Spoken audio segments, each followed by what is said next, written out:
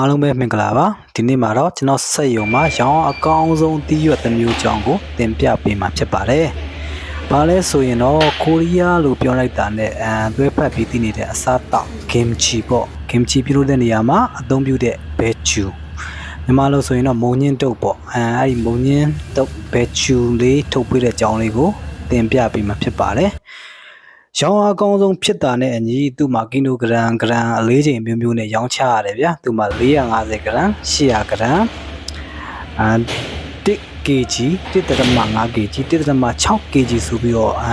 မျိုးမျိုးထုတ်ပိုးပြီးရောင်းချရတယ်ဗျာသူ့ရဲ့ထုတ်ပိုးပုံစံကတော့အဓိကအဖြစ်တော့ပိုးပေါက်တွေအရွက်ကျန်းတွေကိုဖယ်မယ်ပြီးရင်တနရှင်ဖြစ်အောင်ပြုလုပ်ပေးမယ်ပြီးရင်သူကပါကင်ထုတ်ပိုးတဲ့ဆက်စီကိုဒါပေးပို့မယ်ပေါ့ဗျာပါကင်ထုတ်ဆက်တဲ့ဒီကြထုတ်ပိုးမယ်ချင်းတွေနဲ့ထည့်မယ်ပြီးတော့ပါလက်ပေါ်တင်မယ်ခိုင်ခန့်အောင်တိတ်တွေပါပြီးပတ်ပေးမယ်ဒါ process တွေကတော့ဒီလောက်ပါပဲပြီးရင်တော့ကျွန်တော်တို့မှားထားတဲ့ company စီကိုပေးပို့ပေးရပါတယ်ခုလိုဗီဒီယိုလေးကိုအဆုံးထိကြည့်ရှုပြီးတဲ့အတွက်ကျေးဇူးတင်ရှိပါတယ်နောက်လာမယ့်ဗီဒီယိုလေးကိုလည်းစောင့်မျှော်အားပေးပါဦးလို့ပြောချင်ပါတယ်အားလုံးပဲကျမ်းမာချမ်းသာကြပါစေလို့ဆုတောင်းပေးလိုက်ပါတယ်